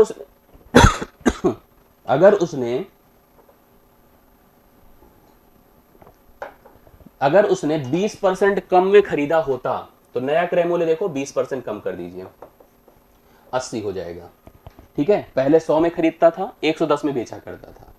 अभी वह 20% कम में खरीदा अर्थात 80 में खरीदा और 40% का लाभ पाया। तो 40% अगर आप इस पे लाभ लगाएंगे तो 40% होगा कितना पता है, 4 8 32, 32 जोड़ दीजिए 112 आ जाएगा। अब आपको किसी को डाउट हो तो समझ लीजिए, 80 गुणे 140 बटा 100, देखिए 2 शून्य कटे, 14 8 112। मतलब पहले 100 में हम खरीदते थे, 110 में बेचते थे। आज हम 20% कम अर्थात 80 में खरीद रहे हैं, 112 में बेच रहे हैं। मेरी बात को समझिए ध्यान से। इस यहां से यहां तक पहुंचने में आपको कितने का इंक्रीज लग रहा है, 2 का, जबकि एक्चुअल इंक्रीज कितना दिया है, 10। देखिए ध्यान से, 2 बराबर क्या हो गया 10। जब 2 बराबर 10 है तो 1 बराबर क्या होगा 5। 1 बराबर क्या होगा 5। पुराना क्रय मूल्य क्या था 100, तो 100 बराबर क्या होगा बताइए 100 पंचे 500। पुराना क्रय मूल्य क्या था 500, मतलब एक्चुअल क्रय मूल्य आपका 500 हुआ करता था। सुनते जाइएगा, अगर किसी ने गलती से यहीं पर शुरू में ही 10 जोड़ दिया होता और कहता कि 120 हो गया तो गलत हो जाए, क्योंकि रेशियो आ रहा है, इट्स नॉट अ एसपी। ऐसे में हम यक्स मानते तो चलो ठीक है, जैसे हम कभी स्कूल में करते थे तो हम लोग यक्स मान लेते थे कि पहले क्रय मूल्य यक्स था, 10% लाभ लगा दो 11x/10 हो गया। अब नया क्रय मूल्य उसमें 20% कम कर दिया, 4/5x हो गया। ऐसे करोगे तो गड़बड़ हो जाएगा। मैंने कैसे कैसे बताया, हमने कहा पहले 100 में खरीदे थे, 10% के लाभ पर अर्थात 110 में बेचते थे। आज हमने क्या किया, उसको 20% कम में खरीदा, 40% लाभ पर बेचा। तो पहले के विक्रय मूल्य अब के विक्रय मूल्य में कितने का फर्क है 2 का। एक्चुअली कितना दिया है 10 का, तो 2 की तुलना 10 से किया तो 1 बराबर 5 आया। पुराना क्रय मूल्य कैसे निकला 100 है, तो 100 बराबर 500 हुआ। कितने लोग का कंफर्म है 500 राइट सोल्यूशन है कि नहीं है, बिल्कुल है। तो सी ऑप्शन 500 राइट सोल्यूशन है, जो कि आपको 20वें प्रश्न में दिया है, उतार लीजिए, करेक्ट हल है। मैं अगले प्रश्न पर आपके साथ बढ़ता हूं और बताता हूं कि प्रक्रिया क्या है, प्रोसेस क्या है, कैसे इस प्रश्न को आप डन कर पाएंगे, अंजाम दे पाएंगे। एक घोड़े व गाय में से प्रत्येक 12,000 रुपए में बेचा गया। एक घोड़ा है और एक गाय है, दोनों को 12,000 रुपए में बेचा गया, मतलब दोनों को नहीं, प्रत्येक को, अर्थात दोनों का विक्रय मूल्य समान है। दोनों का विक्रय मूल्य समान है। विक्रय मूल्य क्या है भाई, समान है। याद रखिए, कुछ बातें समझिए इसमें। यदि घोड़े पर उसे 20% का लाभ तथा गाय पर यदि 20% की हानि हुई तो पूरे प्रकरण में उसे क्या मिला। अब देखो, कभी भी इस दशा में हमेशा जब अगर मैं कह दूं कि दोनों का विक्रय मूल्य समान है, पहले पर जितने परसेंट का लाभ है उतना ही दूसरे पर हानि है, तो पूरे सौदे में सदैव हानि होती है, और हानि का जो मान होता है x वर्ग बटा 100% होता है। जैसे मैंने कहा घोड़े और गाय का अगर विक्रय मूल्य समान है तो निश्चित तौर पर यहां पर देखा मैंने कि यदि लाभ और हानि का परसेंट बराबर है तो पूरे सौदे में तो व्यापारी को हानि होगी, और हानि का परसेंट अगर सोचा जाए तो 20 का वर्ग बटा 100 होगा, मतलब 4% की हानि होगी। अब कोई सोचे कि सर इसमें 4%, जबकि यहां पर प्रश्न में कोई 4% लिखा ही नहीं, परसेंट में है ही नहीं, तो मान में है, तो मतलब यहां पर यही अगर सोचा जाए यह तो हो नहीं सकता। देखो, अगर हम ऑप्शन से करना चाहें तो यह तो हो नहीं सकता, लाभ होगा नहीं, तो निश्चित तौर पर उत्तर आपका बी ऑप्शन हो जाएगा। मेरी बातें आप समझिए, अगर ऑप्शन से अभी तक एलिमिनेट करिए, लेकिन मैं इसको एकदम बेल प्रूफ आपको दिखाता हूं कैसे करना है एग्जाम में। भाई करने का तो कंफर्म हो गया कि हानि होगी, और कितने की होगी 4% की होगी। तो भैया देखो, हमसे यहां पर डायरेक्ट सोचो कि अगर हम 12,000 पे लगाते तो गलत सलत हो जाएगा, ना लाभ ना हानि, गलत हो गया। लाभ लो ना, हानि केवल ले लीजिए तो 1,000 रुपए की हानि, तो डाइट सोल्यूशन। बट आप अभी कंफर्म नहीं हो सकता, 2 जगह पे हानि आ जाती तो क्या करते, मैं आपको समझाता हूं क्या करते। आपको लिखना होता है, इस पूरी प्रक्रिया को समझिए और करिएगा आप लोग। कभी एग्जाम में अगर ऐसे भी प्रश्न पूछ लिए गए, यहां लिखो क्रय मूल्य, यहां लिखो विक्रय मूल्य। आपको 2 चीजें दिया है, 20% दिया है लाभ और हानि का, 20% जो होता है 1/5। जब लाभ होगा तो 5 6 बन जाएगा, और हानि होगा तो 5 4 बन जाएगा। तो पहली स्थिति में 5 6 बन गया, लाभ हुआ है, दूसरे में 5 4 बन गया। देखो, पहले बार जब हमने बेचा तो 5 रुपए के सामान को 6 में बेचा, तभी हमें 20% का फायदा हुआ। दूसरी बार जब बेचा तो 5 के सामान को 4 में बेचा, तो हमें 20% की हानि हुई। समझते जाइएगा। क्या दोनों का विक्रय मूल्य समान है? नहीं है, 6 है, दूसरा 4 है। क्या आप समान कर सकते हैं? हाँ बिल्कुल कर सकते हैं। कैसे? अगर हम इसको 2 से गुणा कर दें, इसको 3 से कर दें, तो इसको भी आपको 2 से करना पड़ेगा, इसको भी आपको 3 से, अर्थात यह 10 होगा और यह आपका 15 होगा, यह आपका 12 होगा और यह 12 होगा। यह बढ़िया हो गया कि टोटल क्रय मूल्य 25 है, टोटल विक्रय मूल्य 24 है। हानि कितने की है बता दो? 1 की है। 25 का सामान 1 में बिक रहा है। इस 24 का मूल्य किसके बराबर है? दोनों का विक्रय मूल्य बताइए। 12 12 24,000, मतलब 24 का दाम किसके बराबर है? 24 का दाम जो है वह 24,000 के बराबर है, या 12 का ले लो 12,000 के बराबर है। दोनों का विक्रय मूल्य मिलाइए तो 12 12 24 हो गया। 24 का मूल्य 12 12,000 24,000 के बराबर हो गया। तो भैया हानि कितने की है? 1 की है। 1 बराबर आप मुझे बता दो 1,000 नहीं होगा? यही प्रश्न का हल है जो कि बी ऑप्शन में आपको दिया है। अगर यहीं पर कौन हमें बता सकता है कि अगर मैं पूछता क्रय मूल्य दोनों का क्या होगा मिलाकर, या पहले गाय का, या पहले गाय मतलब घोड़े का क्रय मूल्य, अगर मैं आपसे पूछता, जितने भी जानकार लोग हैं थोड़ा घोड़े का क्रय मूल्य बताओ तो कितने लोग बता सकते हैं? घोड़े का क्रय मूल्य कौन बता सकता है? घोड़े का क्रय मूल्य आपको बताना है, क्योंकि देखो चाहे 12 बराबर 12,000 लेके चलो, चाहे 24 बराबर 24,000 लेके चलो, ले लिया तो 1 बराबर तो 1,000 आ चुका है, इतने की हानि हुई थी। घोड़े का क्रय मूल्य 10 होगा ना, क्योंकि पहले घोड़ा है जिसको लाभ पर बेचा गया है, तो 10 बराबर 10,000, घोड़े का क्रय मूल्य कितना हो जाएगा? 10,000 हो जाएगा। गाय का क्रय मूल्य अगर हमसे पूछा जाता, गाय है ना, गाय का क्रय मूल्य 15,000 होगा, घोड़े का क्रय मूल्य 10,000 होगा, गाय का 15,000 होगा। आपसे कुछ भी पूछा जा सकता था इस प्रश्न में, कंफर्टेबल रहिएगा और इस तरह से ही करिए जैसे मैंने आपको बताया है। शुरू में ही मैंने ट्रिक बता दिया था कि आप डायरेक्ट ऑप्शन से भी जाकर के उत्तर निकाल सकते थे। 21वां प्रश्न आपको हल कितना दे रहा बताएं? 10,000 दे रहा है, बी ऑप्शन है। आशा करता हूं आप लोगों को समझ में आया होगा, और आया है तो यार ठीक है, एक बार मुझे भी बता दो आया है तो अच्छा लग रहा हो तो वीडियो को लाइक भी कर दीजिए, शेयर भी कर दीजिए, पानी पी लीजिए और आराम से पूरे सेशन तक आप अच्छे से पढ़िए, तैयार करिए। सभी लोग सिंसियर लोग एकदम बैठे रहें, हट के बिल्कुल ना जाएं और अच्छे से पूरी पढ़ाई करिए। एक व्यापारी किसी वस्तु को 6% की हानि पर बेचने का दावा करता है। एक व्यापारी है और वो इतना, सोचो, ऐसे व्यापारी को बेईमान व्यापारी कहा जाता है। प्रश्न बनते हैं बेईमान दुकानदार पे आधारित प्रश्न आपने सुना होगा।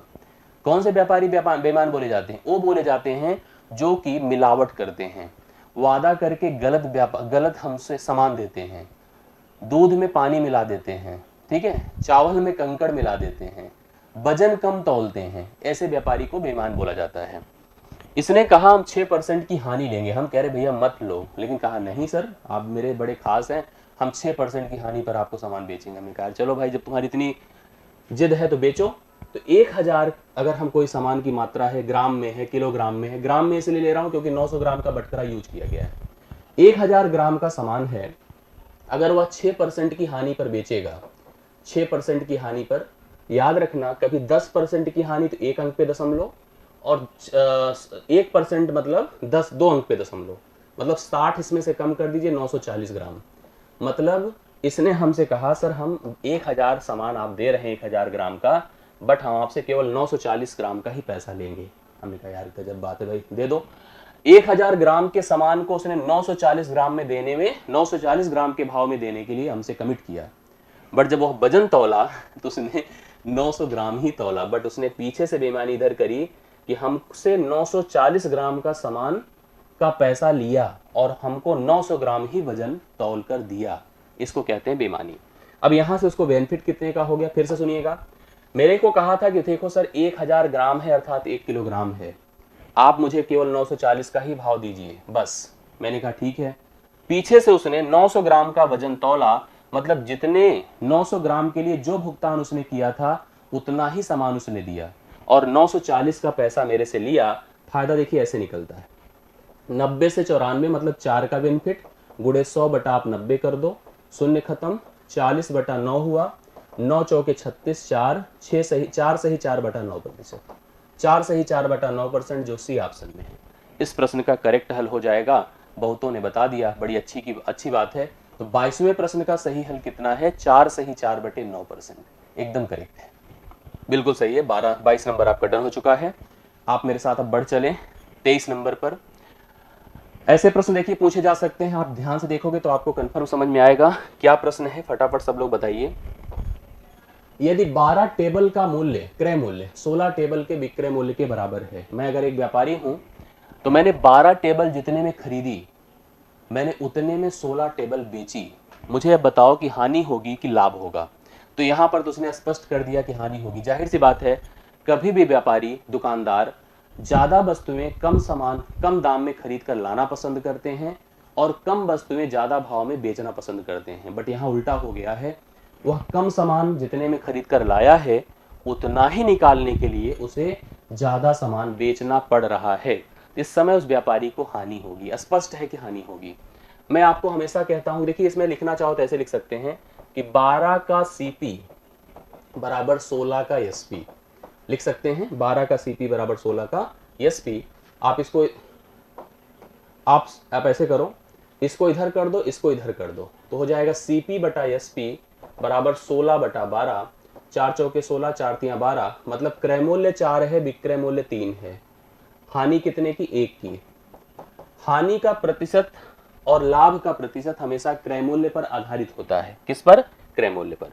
तो हानि का परसेंटेज क्या हो जाएगा? हानि का प्रतिशत जो होगा वो हो जाएगा हानि गुणे 100 बटा क्रय मूल्य। क्रय मूल्य कितना है? 4। 4 से भाग करिए 25%। उसे 25% का नुकसान इस व्यापार में हो गया था। 23 नंबर 25% का लॉस करेक्ट आंसर इस प्रश्न का बन जाएगा। आई होप आपको समझ में आया होगा। 12 का सीपी बराबर 16 का एसपी, 4 तियां 12, 4 चौके 16, मतलब इसको इधर करो, इसको इधर करो। सीपी 4 है, खरीदा 4 में, बेचा 3 में, 1 का फायदा नुकसान है, और 1 का नुकसान अगर परसेंटेज में लिखोगे तो आपको 25% का नुकसान होगा। अगला देखिएगा 24 नंबर कितने लोग का आ जाए प्लीज कमेंट करके बताओ। इसने कहा विक्रय मूल्य पर 30% का लाभ। हाँ, विक्रय मूल्य का 30% का लाभ क्रय मूल्य पर कितने प्रतिशत का लाभ के समान होगा। अगर यहीं पर लिख देता कि वास्तविक लाभ कितने प्रतिशत के बराबर होगा। एक्चुअली लाभ और हानि जो होते हैं ना, वो क्रय मूल्य पर डिपेंड करते हैं, विक्रय मूल्य पर नहीं। लेकिन कभी कभी जैसे हम एक दुकानदार हैं, कभी किसी सेल्समैन से पूछो, या दुकानदार ही की बात करो, उसने कहा कि 100 रुपए में मैंने सर कोई सामान बेचा है, मुझे 20 रुपए का फायदा हो गया, या 20% का फायदा हो गया। समझ रहे हैं? 100 रुपए में बेचने पर 20 रुपए का फायदा है, ऐसे समझिएगा। मतलब जो 100 पर 20 है, बेसिकली वह विक्रय मूल्य का 20% है, क्रय मूल्य का नहीं है। आपको इस तरह के मतलब अब वास्तविकता में उस प्रतिशत को क्रय मूल्य पर लाना, मतलब वास्तविक परसेंट निर्धारित करना। अगर हम कोई सामान मान लो 100 में बेच रहे हैं और मुझे 20 रुपए का लाभ है, हमको यहां पर कोई लिख करके बता सकता है कि आपका जो लाभ है वो विक्रय मूल्य का 20% है, लेकिन ये वास्तविक लाभ नहीं है। याद रखिएगा, वास्तविक लाभ नहीं है। वास्तविक लाभ अगर निकालना है तो आपको क्रय मूल्य पर आधारित होना पड़ेगा। कैसे हो पाएंगे समझिए, मैं आपको समझाता हूं। जैसे इसने कहा विक्रय मूल्य पर 30% का लाभ, तो 30% मतलब अगर भिन्न में लिखो तो 30 बटा 100 होता है, ये खत्म, मतलब 3 बटा 10 होता है। यह 3 बटा 10 हमको क्या कहानी बता रहा है कि हम तो लाभ हैं, और ये कह रहा है सर हम तो विक्रय मूल्य है। मतलब हम 10 में बेचे हैं तो 3 का लाभ हुआ है। आप मुझे एक बात बताओ, अगर 10 में बेचे हो 3 का लाभ हुआ है तो आप खरीदे कितने में थे? कोई हमें क्रय मूल्य बताए थोड़ा गिन करके। 10 में बेचने पर अगर 3 का लाभ है तो खरीदे कितने में थे? 7 में। हम कह रहे हैं हम 7 में सर खरीदे थे। भाई 7 में खरीद कर हमने 3 रुपए का लाभ लेकर किसी वस्तु को 10 में बेचा था। अब यहां से लाभ परसेंट आराम से आप निकाल सकते हो। क्या बताइए? 3 गुणे 100 बटा 7, तो हो गया 300 बटा 7। तो 7 चौके 28 हुआ, 2 जीरो, 7 दूना 14, और 14 6 42 सही कुछ आ रहा है, 6 बटा, हाँ 42 सही 6/7%। पहला ऑप्शन 42 सही 6/7% इस प्रश्न का राइट सोल्यूशन होगा। पहला ऑप्शन 24वां नंबर आप नोट कर सकते हैं। करेक्ट आंसर 42 सही 6/7% हो गया। ये सब बातें ध्यान देनी होगी। मैंने आपको कैसे बताया कि हमने कहा 30% का जो लाभ है वो क्रय मूल्य पर कितने, आपको याद रखना होगा इस बात को। कभी भी लाभ अगर विक्रय मूल्य पर दिया और हानि दिया तो वास्तविक नहीं माना जाता है, जब तक कि आप उसको क्रय मूल्य पर आधारित ना बना दो। तो लाभ हानि का जो निर्धारण होता है that is totally based on the CP, not on SP. SP पर दिया होता है कंफ्यूजन के लिए, हमको आपको उसको सेट करना पड़ता है, और हम एसपी से सीपी जब बनाते हैं that will be the exact profit, ठीक है, या एग्जैक्ट लॉस। अगला क्वेश्चन देखिए, एक साड़ी पर 35% तथा 10% के 2 क्रमिक छूट अर्थात बट्टे दिए गए, छूट दिए गए। आप दुकान में गए तो दुकान में हमको ऑफर किया गया कि आपको जो है सर इस साड़ी को खरीदो तो हम आपको 35% और 10% के 2 क्रमिक छूट देंगे, बट्टे देंगे। यदि किसी आदमी ने उसके लिए 1170 रुपए दिए, छूट उठ के बाद दुकानदार ने, जैसे हमको कभी कभी जाते नहीं हम लोग दुकान में, दुकानदार हमसे कहता सर देखो इतना इतना छूट इतने मिल जाएगा। हमने कहा भाई सुनो मुझे बताओ तो कितने में है, मतलब उसका प्राइस मैं जानना चाहता हूं, तब आप मुझे फाइनली बताओ कितना। हमको अंतिम में बता दे इतना देना पड़ेगा। हमने कहा नहीं मुझे फाइनली प्राइस बता दो।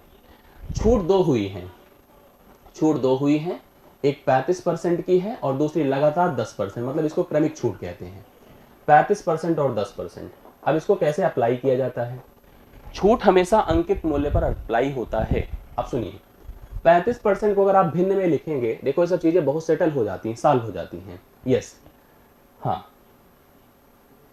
हाँ हाँ हाँ हाँ, अशोक कुमार कुछ कह रहे हैं, नहीं अशोक आप ध्यान से देखो तो आपको समझ में आएगा। 35%, 35/100 मतलब 7/20 हो जाएगा ना। 35, 5 सते 35, 5 बिसाम में 100। 10% मतलब 1/10। स्थिति क्या होगी सुनिए, स्थिति ये होगी कि कोई सामान अगर हमने 20 में खरीदा है तो 7 हमने कम कर दिया है और हमने उसको 13 में बेचा है। ये देखिए यही स्थिति होती है। ये हमारा एमपी मार्क प्राइस हो गया, ये हमारी सेलिंग प्राइस अर्थात विक्रय मूल्य हो गई। 20 मतलब खरीदा नहीं है, 20 अगर हमने बताया है, सबसे पहले हमने वस्तु का मूल्य दिखाया उसको, और उसका मूल्य जो भी अगर था उसको हमने 35% कम करने का मतलब 20 के मूल्य को 13 बनाया है। एक छूट फिर देना पड़ेगा आपको 10% की, अर्थात फिर से 10 के मूल्य को आपको 9 बनाना है, 10 में 1 कम करना है। सुनिए, इसकी प्राइस आपने बता दी है और इसकी प्राइस आपको बतानी है। 13 9 117 होता है, 117 दहम में इतना होता है, 20 दहम में 200 होता है, 200 गुणे आप 10 कर दो, 2000 रुपए आपको प्राइस बतानी थी, 2000 उसकी प्राइस थी। उस साड़ी की प्राइस 2000 थी जिसको 1117 रुपए में दिया गया है, तो राइट सोल्यूशन 2000 है। कुछ लोग हमें 1800 बता रहे थे जो गलत था। 25वें प्रश्न का करेक्ट हल भैया 2000 रुपए होगा। तो 2000 आप में से जो लोग बताए थे, मैं उनके ऊपर तो भाई खुश हूँ, हालांकि मेहनत आप जो भी करेगा उन सबके ऊपर खुश है। 2000 ऑप्शन को हमने लॉक कर दिया, बिल्कुल रितेश। 25 नंबर आपका पहला ऑप्शन है 2000 रुपए, एकदम राइट सोल्यूशन है। आगे बढ़ा जाए, ठीक है कि ऐसे चल रहा है, कुछ समझ में आ रहा है आप लोगों को? एक बार मुझे बताएं, आगे बढ़ो। फिर सब लोग तेजी से कमेंट करें, फिर मैं आगे बढ़ता हूँ। पीडीएफ मिल जाएगी, पीडीएफ आपको जो टेलीग्राम ग्रुप है उसमें मैं पूरा ऐसे सोल्यूशन ही डलवा दूंगा जैसे पढ़ा रहा हूँ, लेकिन अच्छे से करिए आप लोग। यस, इससे बेहतर कुछ नहीं है करने को। हम इसको कर सकते हैं हम लोग यहाँ पर सतत को एकल बना के, ठीक है शिवेंद्र, कोई जरूरत नहीं, ये सबसे बेहतर है। एक्चुअली होता क्या है ना, आप लोगों ने पैटर्न नहीं पढ़ा, लेकिन मैं चाहता हूँ कि ऐसे ही पढ़ के आप जाइए और यही करके आइए, ठीक है। बाकी हम कराने को एकल बना दें, एकल बना के करके रखें, उससे कोई बहुत फायदा हमको बेनिफिट नहीं होगा। चलिए बहुत बढ़िया, विवेक, प्रिया, पूजा, मनोज, भावना, अंकित, अतुल, प्रिया, अनुज, बहुत बढ़िया। चलिए पीडीएफ मिल जाएगी, हाँ सबकी पीडीएफ मैं डलवा दूंगा आज, इंग्लिश की, हिंदी की, सब डलवा दूंगा। 26 नंबर देखिए, एक दुकानदार वस्तुओं के क्रय मूल्य से 25% किसी मूल्य को अधिक अंकित करता है। मतलब देखो, हमेशा कोई दुकानदार जब कभी छूट देने की बात करता है तो निश्चित तौर पर आप मान के चलो कि वह वस्तुओं के दाम को बढ़ाकर प्रिंट किया था। जो उसका लागत निवेश था उससे उसने दाम को बढ़ाकर प्रिंट किया था, परंतु नगद दाम देने पर वह 10% की छूट दे देता है। जैसे हमेशा स्थिति है कि सामान पहले खरीदा जाता है, दाम निर्धारित किया जाता है, फिर सेल किया जाता है, बेचा जाता है। मतलब स्थिति हमेशा ये होती है कि आपकी जो भी लागत होती है, इसको लागत कहते हैं, इसको लागत कहते हैं, क्रय मूल्य कहते हैं। इसको आप अंकित करते हो और इस पर बेचते हो, या विक्रय मूल्य है। इस तरह से आपको निर्धारित होता है। जैसे ये बढ़कर होता है, बढ़ाया जाता है हमेशा, और इससे कमी किया जाता है, तभी जाकर के व्यापार होता है, नहीं तो नहीं होता है। आप रिजिड नहीं रह सकते व्यापार में।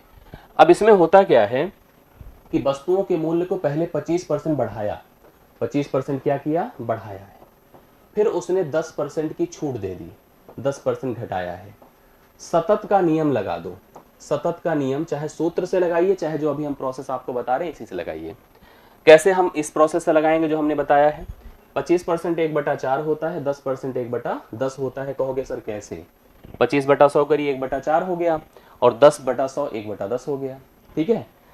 अब यहाँ पर हम लिख देते हैं, जैसे बढ़ाना मतलब 4 से 5, बढ़ाना मतलब क्या हो गया, 4 से 5, और घटाना मतलब 10 से 1 9, यही हुआ ना। तो 10 चौके 40 है और 5 9 45 है, मतलब यहाँ 40 लिख दीजिए, यहाँ पर 45 लिख दीजिए। आप चाहते तो काट पीट यहीं सकते थे, अगर संभव था, कट ही रहा था ना, कट, लेकिन ठीक है चलो। 5 8 40 है, 5 9 45 है, 8 से 9 मतलब कितना ज्यादा, 1 ज्यादा, 1 गुणे 100 बटा आप 8 कर दो, 4 दूना 8 होता है, 4 25 बटा 2, 12.5% का, 12.5% उसका लाभ होगा, जो कि आपको बी ऑप्शन में दिया गया है। मैंने जैसे पिछला बताया, किसी ने हमसे शिवेंद्र ने पूछा था, मैंने उसी हिसाब से आपको इस प्रश्न का भी हल डन कर दिया। इस प्रश्न में आपको 12.5% का लाभ नजर आएगा। वही तरीका जैसे मैंने 25% 1/4 और 10% 1/10, तो 4 से 5 हुआ, बढ़ाया गया है, और 10 में से 1 9 हुआ क्योंकि घटाया गया है, तो 40 से 45 हुआ, मतलब 8 से 9 हुआ। 12.5% का लाभ यहाँ पर दुकानदार को नजर आएगा। यस, आई होप आपको समझ में आया होगा। 26 नंबर आपने डन कर लिया है। अब मैं बढ़ता हूं 27 पर। 27 देखिए बहुत बढ़िया सा क्वेश्चन है, साधारण ब्याज का है, मन लगा के ध्यान से देखिएगा इसको, तो आपको यह चीज भी स्पष्ट हो जाएगी, क्लियर हो जाएगी और इजीली आपको समझ में आ जाएगी। किसी धनराशि पर 6 वर्ष का साधारण ब्याज मूलधन के 30% के बराबर है। प्रश्न क्या है? किसी धन पर 6 वर्ष का जो साधारण ब्याज है वह मूलधन के 30% के बराबर है। यह कितने समय बाद मूलधन के बराबर हो जाएगा? यह कितने समय बाद कौन ब्याज जो है वह मूलधन के बराबर हो जाएगा? जो ब्याज होता है, जैसे साधारण ब्याज की अगर बात करो तो साधारण ब्याज एक प्रकार की ऐसी वृद्धि है जो कि हमें बैंक, लोन, इन सब जगहों पर दिखती है। जैसे हम कोई निवेश करते हैं एक निर्धारित दर % से एक सर्टेन टाइम के लिए, और हमें ब्याज देना या लेना पड़ता है। जब निवेश करेंगे तो मिलेगा और जब लोन लेंगे तो देना पड़ेगा। साधारण ब्याज एक ऐसा ब्याज प्रोसेस है जिसमें हर साल समान इंक्रीज होता है, मतलब जितना पहले साल बढ़ता है उतना ही अगले साल, इसी प्रकार से यहाँ पर बढ़ता रहता है। समझ रहे हैं?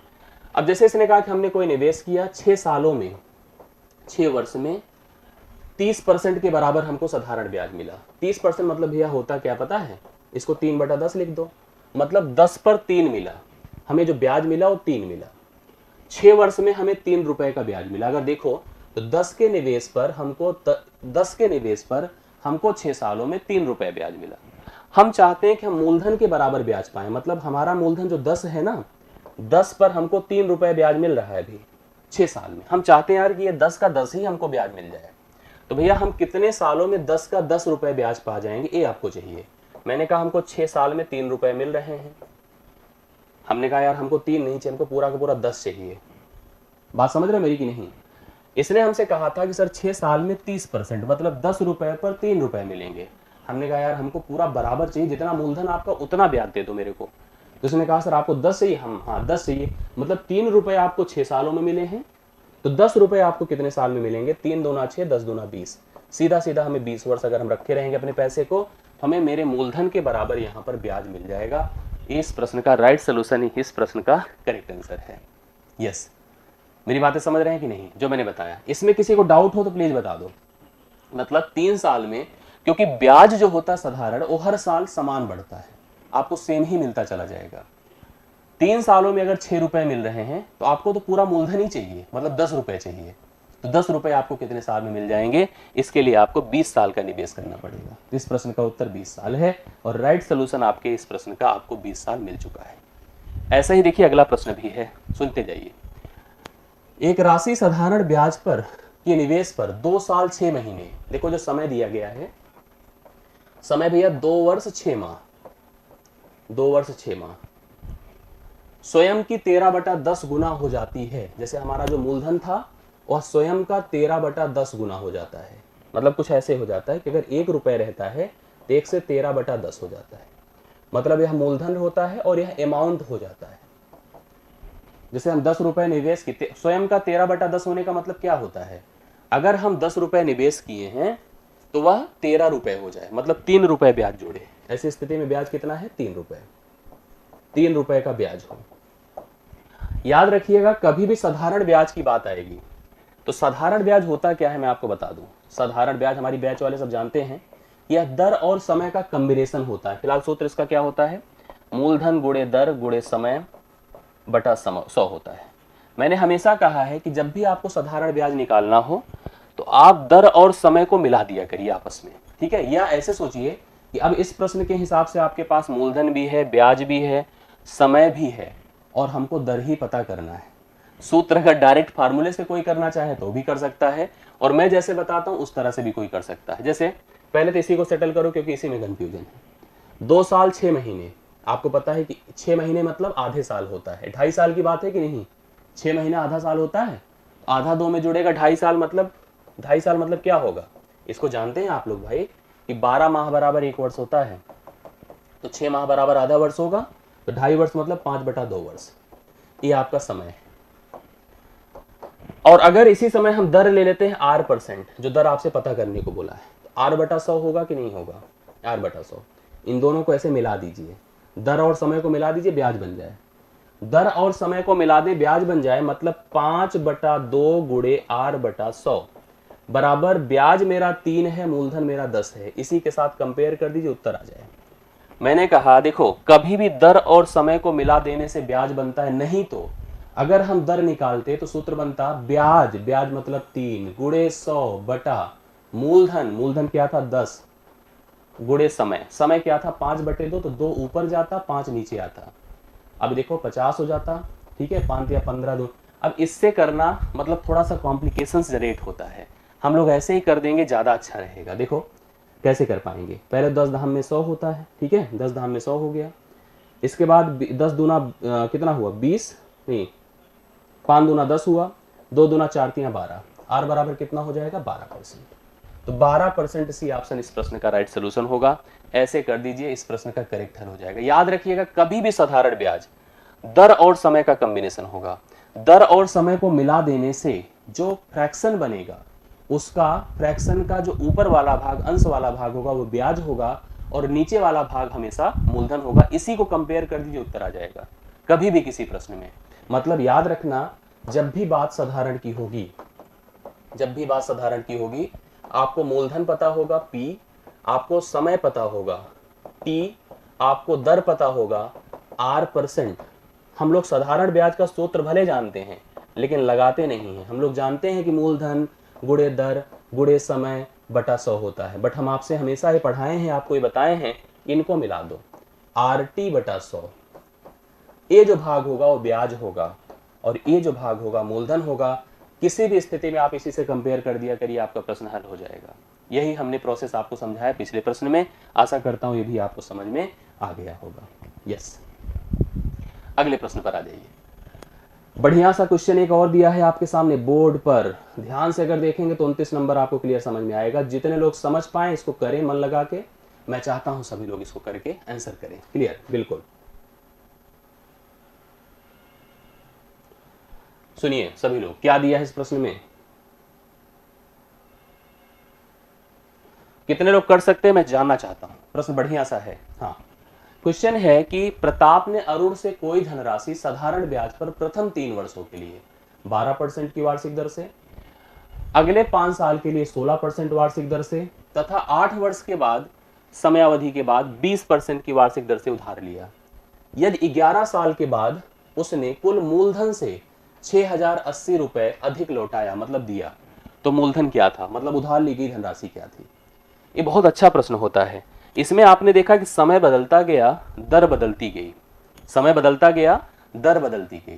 पहले शुरुआती जो थे 3 साल के लिए, शुरुआत में जैसे हम निवेश करें हैं आज से 3 साल तक हमारे ब्याज का दर रहेगा 12%। इसने कहा अगले 5, मतलब इसके बाद से 5 अगर साल जाओगे तो 8 साल होगा। यहाँ पहले 3 साल तक गए थे तो ब्याज दर 12% थी, अगले 5 मतलब 8 साल तक ब्याज दर मेरी 16 हो जाएगी। 8 साल के बाद चाहे जितना जाओगे ब्याज दर मेरी 20% रहेगी।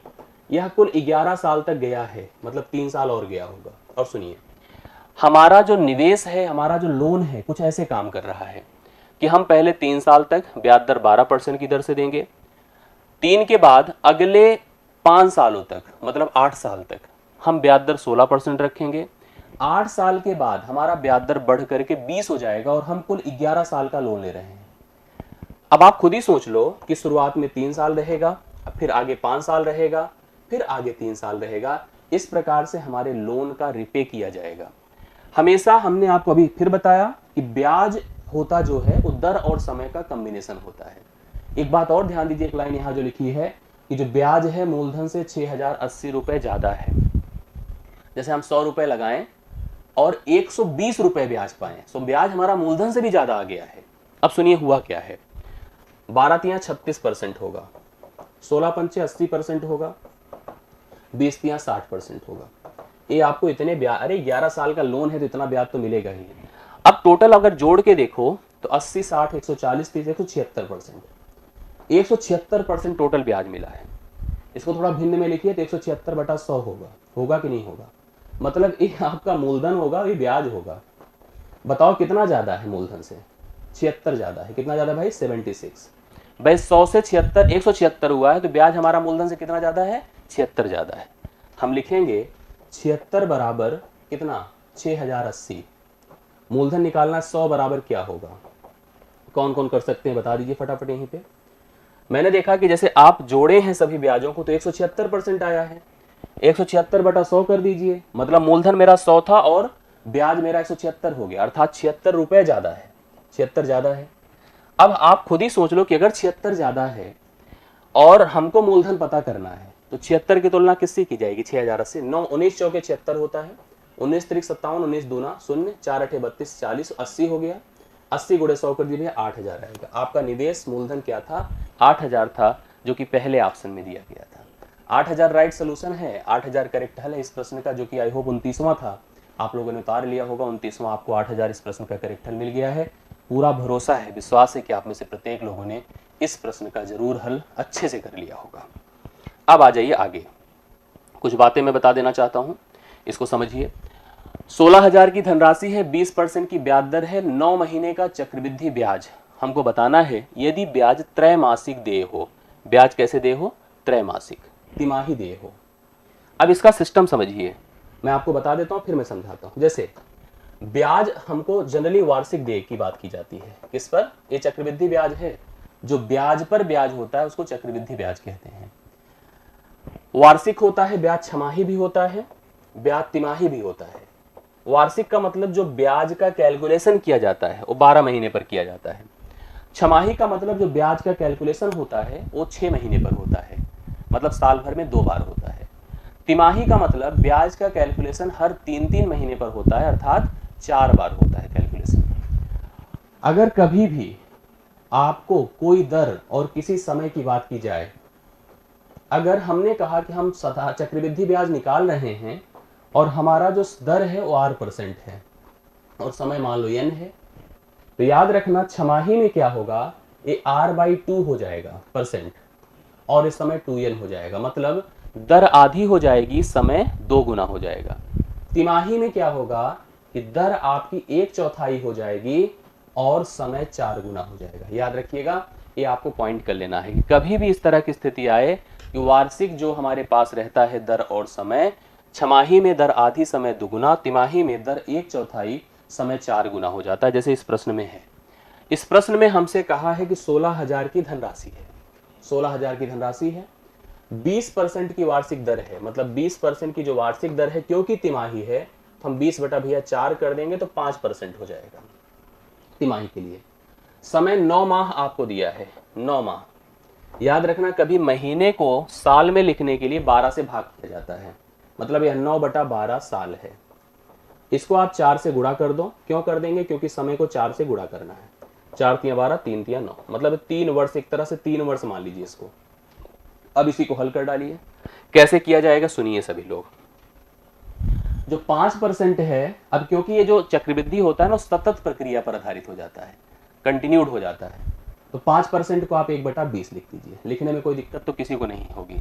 तरीका समझिए, कोई सूत्र तो मत लन करिएगा। आप लिखो 20 में 1 जोड़कर 21 हुआ, 20 में 1 जोड़कर 21 हुआ, 20 में फिर 1 जोड़कर 21 हुआ और 20। अब आप कहोगे सर 3 बार आप क्यों लिख दे रहे हैं? इसलिए क्योंकि 3 कन्वर्जन पीरियड यहां पर अप्लाइड होंगे 9 महीने के दौरान। समझ रहे हैं? तो भैया ये बताओ कितना हुआ? 8000। तीनों को गुणा करिए, 20 का क्यूब जो होता है, और इसका क्यूब मुझे नहीं लगता है कि किसी को नहीं तैयार होगा। मैंने हमेशा कहा कि आप तैयार कर लेना। 9261 होता है, मतलब 8000 का निवेश माना जाएगा, 9261 अमाउंट मिलेगा। तो ब्याज कितना मिलेगा पता है? 1261 रुपए ब्याज मिलेगा। हमको मूलधन दिया है 8000, मूलधन कितना दिया? 16000। तो आप इस 8000 का कंपैरिजन कर दो 16000 से। लिखो 8000 बराबर 16000, तो 1261 कितना हो जाए? 1 बराबर कितना होगा? 2 होगा, तो इसको 2 से बस गुणा करें। 2 1 के 2, 2 6 12, 2 दूना 4 1 5, 2 1 के 2, 2522 रुपए। ये बी ऑप्शन है। 2522 फटाफट आपने बताया है, राइट सोल्यूशन है बिल्कुल। 30वें प्रश्न का मैंने कहा सतत होता है सिंपली। 8000 से 9261 हुआ, 1261 रुपए आपका चक्रवृद्धि ब्याज होगा। इसका मान हमको 16000 दिया, मतलब 8000 की तुलना आपको 16 से करनी, तो 1 का मान 2 होगा, तो जस्ट डबल कर दीजिए, तो ब्याज आपका 1261 का डबल 2522 हो जाएगा। तो 2522 इस प्रश्न का राइट सोल्यूशन है। 30वां प्रश्न आपका डन हो चुका है। लंबा समय है, लंबा हम लोगों को लंबा चलना है, मतलब लंबे समय तक पढ़ना है, इसलिए धैर्य रखिएगा। और गणित पढ़ रहे हैं तो पेशेंस रखिएगा, वही होता है धैर्य पेशेंस एक ही होता है। कंसंट्रेट रहिएगा, मेरा ये कहने का अर्थ था, वो मेरा इसे धैर्य टूट गया। तो धैर्य रखिएगा, कंसंट्रेट रहिएगा, ठीक है, बहुत जरूरी होता है, तभी हम जाकर के इस पूरे समय को अच्छे से कवर कर पाएंगे। और आपको रिपीट करने का जो मतलब होता है ना, फिर से वीडियो देखने का कोई मतलब नहीं है, अंतिम बार देखिए और यहीं पर कंप्लीट करते चले जाइए। आपको एक्स्ट्रा एफर्ट करने की फिर से आवश्यकता बिल्कुल नहीं होनी चाहिए, यहीं पर पूरा कंप्लीट डन करके आगे बढ़िए। और एक बार मुझे बता दें, किसी को समस्या नहीं है, पूरा कवर कराया जाएगा। करंट अफेयर्स का भी मैं आपको अपडेट कर दूंगा जाते जाते, टेंशन मत लीजिए। यस, मैं पूरा एंड तक करा के जाऊंगा, चाहे 10 लोग रहिएगा चाहे 1000 लोग रहिएगा, मुझे इसकी कोई समस्या नहीं है। मैं पूरा अपना एफर्ट करूंगा, आप अपना एफर्ट करिए, आप मेहनत करिए, कॉपी पेन लेकर के जुटे रहिए। जितने लोग मेरे साथ रहेंगे अंतिम तक, मैं सबको प्रॉपरली लेकर यहाँ पर चलूंगा और अंत तक आपको फाइनल इसको कंप्लीट करा दूंगा। ये देखिए एक प्रश्न आपके सामने है, एक अच्छा सा प्रश्न है, कौन कौन इसको कर पाएंगे ध्यान से देखिएगा। कौन सी धनराशि, ठीक है, चक्रवृद्धि ब्याज पर 3 वर्ष में 6690 तथा 6 वर्षों में 10,035 हो जाएगी। जैसे सुनिए, कभी भी कोई धन, ध्यान से देखिएगा, अगर जैसे हमारे पास है, अगर हम उसको एक समय का जो पीरियड है, अगर वो गैप बराबर है, जैसे इसने कहा 3 वर्षों में, 3 वर्ष में मेरा पैसा हो जा रहा है 6690 और वही पैसा 6 वर्षों में 10,035 हो जा रहा है, तो वह आपका धन क्या था। मैं आपको एक चीज बताना चाहता हूं, जब गैप बराबर होता है, जैसे कोई धन 10 वर्षों में इतना हो गया, 20 वर्षों में इतना हो गया, मैं आपको लिख कर दिखा देता हूं कि इसका प्रोसेस क्या है। जैसे कभी कोई धन चक्रवृद्धि ब्याज पर, ये बहुत इंपॉर्टेंट मेथड है, चक्रवृद्धि ब्याज पर कैलकुलेशन अलग बात है लेकिन मेथड बहुत इंपॉर्टेंट है। चक्रवृद्धि ब्याज पर समान समय में, जैसे हमने कहा n वर्ष में अगर A1 हो जाए, n वर्ष में क्या हो जाए, A1 हो जाए कोई पैसा, और 2n वर्ष में A2 हो जाए, मतलब ये जो गैप है ना, ए बराबर रहे, ए भी n रहे, ए भी n रहे। जैसे हम आपसे कहेंगे 10 साल में इतना हो जाए, 20 साल में इतना हो जाए, 4 साल में इतना हो जाए, 8 साल में इतना हो जाए, 5 साल में इतना हो जाए, 10 साल, मतलब हमेशा उनके बीच का जो पीरियड गैप रहे वो सेम रहे। तो वो जो चेंज होता है ना, जो चेंज होता है हमेशा प्रोपोर्शनल होता है, चेंज हमेशा क्या होता है, प्रोपोर्शनल होता है। प्रोपोर्शनल का मतलब ये हो गया, A1 हुआ है P से, A1 हुआ है P से, तो A2 हुआ है A1 से, ये प्रोसेस होता है। जैसे कि आपने पढ़ा होगा मीन प्रोपोर्शन, वही कॉन्सेप्ट है यहाँ पर। तो बीच वाले का वर्ग दोनों किनारे के गुणे के बराबर हो जाता है। अब जैसे इस प्रश्न में आपको दिया जो है, क्या दिया है, मैंने कहा कि 3 सालों में 6690 और 6 सालों में 10,035 हो गया। आप में से जो कैलकुलेट कर ली बता दें हमें, मतलब 6690 बटा P बराबर 10,035 बटा 6690, वही हुआ। इसका वर्ग इन दोनों के प्रोडक्ट के बराबर है, मतलब इसके वर्ग को 10,035 से भाग कर देना है। तो आप देख लो P बराबर क्या होगा, 6690 गुणे 6690 बटा 10,035। कुछ कट पिट रहा हो भाई काट दो, क्योंकि कैलकुलेशन थोड़ा सा है यहाँ पर। 5 से देखो, 5 दूना 10, 0, 5 7 35, 2007 होगा ना। हाँ, 5 1 5, 5 3 15, 5 3 15, 5 8 40, 2007 है, 7 2 9, अभी भी कटेगा, सी ऑप्शन आ रहा है, पीरियड सेम है। हाँ, तो यहाँ पर 2007 है, और अगर मैं काटना चाहूँ 9 6 15, 15 6 21, 8 3 11, 3 14 15, 3 से कट रहा है, 3 6 18 हुआ, 3 6 18, 3 6 18, 3 9 27, सही है। 3 चौके 12, 3 चौके 12, 3 6 18, और किससे कट रहा है, एक कट जाएगा तो किसके बराबर हो, 5400, हाँ 446 हो गया, 6 6 12, 12 9 21, अभी भी 3 से कट रहा है। देखो 3 3 9, 3 दूना 6, 3 दूना 6, 3 3 9, 3 दूना 6, 3 दूना 6, 3 3 9, 0 हो गया, 223 है, 3 2 5 2 7, हाँ किसके बराबर आ रहा है, कुछ किया आप लोगों ने, नहीं किया। गुणा होना होगा इसमें 446 को 2230 से, और 223 से भाग करना है, तो 223 10 बार हो गया, ये जा तो रहा, देखो ये 10 बार हो गया, 10 को इससे गुणा 4460 होगा। आप लोग के हिसाब से चलते तो गलत हो जाता, पहला ऑप्शन है। क्या बात है कितना हो गया बताओ, देखो कट तो रहा है, 223 से कट रहा है 10 बार, 10 को 446 से गुणा कर दो, उत्तर आपके सामने, पहला ऑप्शन हो रहा है भाई। इधर उधर आप लोग हमको बता रहे थे कभी कोई 3500, कोई 5400 ना। राइट सोल्यूशन 4460 है। तो आपको इस तरह के प्रश्न पर फोकस करना है। तो बीच का वर्ग दोनों के किनारों के जो प्रोडक्ट होते हैं उनके बराबर हो जाता है। आपको कोई और फालतू के इधर उधर मेथड अप्लाई नहीं करना है। एक 30वां प्रश्न है जो कि आई होप आप सबको समझ में आ गया होगा। आगे बढ़ता हूं मैं। 32 नंबर देखा जाए। अब देखिए यहां पर एक स्थिति होती है, आप लोग अगर समझेंगे इसको बहुत आराम से क्लियर भी कर पाएंगे, इसमें कोई ऐसा कंफ्यूजन नहीं आएगा। यदि किसी धनराशि पर 8% वार्षिक ब्याज की दर से एक वर्ष के अर्धवार्षिक रूप से संयोजित चक्रवृद्धि ब्याज तथा साधारण ब्याज का अंतर 30 रुपए है, तो वह धनराशि बताएं। अभी देखिए कई कॉम्प्लिकेशंस है इस प्रश्न में अगर सोचा जाए। एक तो भैया अर्धवार्षिक है। क्या है? अर्धवार्षिक है। जो अर्धवार्षिक है तो कई चीजें इसमें परिवर्तित हो जाएंगी। अभी आप लोगों ने पढ़ा क्या क्या हो जाएगा। जो हमारे पास दर है 8% डिवाइड बाई 2 अर्थात 4% हो जाएगा, दर आधी हो जाती है।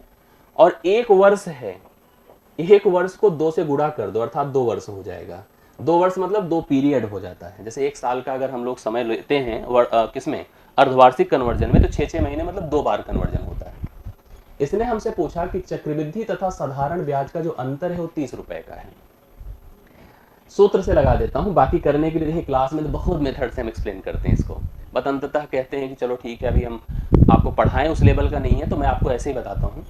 2 वर्ष के, याद रखिएगा, 2 वर्ष के साधारण तथा चक्रवृद्धि ब्याज का जो अंतर होता है, कितने लोग कमेंट करेंगे, PR² डिवाइड बाई 10,000 होता है ना। अब आप कहोगे सर आप तो फार्मूला बता रहे हैं। अब यार फार्मूला बताना मेरी मजबूरी यहाँ पे हो जाएगी, ठीक है। याद रख लेना 2 साल के साधारण और चक्रवृद्धि ब्याज का अंतर PR²/10,000 होता है। और यह अंतर दे रखा है आपको 30 का, हमसे मूलधन पूछा जा रहा है, तो हम लिख दें PR² मतलब 4 का वर्ग जो होगा 16 बटा 10,000 बराबर 30 है। कोई दिक्कत नहीं है, आप इसको कैलकुलेट कर लो। 2 8 16 है, 2 15, 1 15, 15 के बाद कितना, 1,50,000 हो गया, डिवाइड बाई 8 है, 8 1 के 8, 7 15 7 0, 8 8 64, 18,750 आ जाएगा। पहला ऑप्शन 18,750 राइट सोल्यूशन होगा।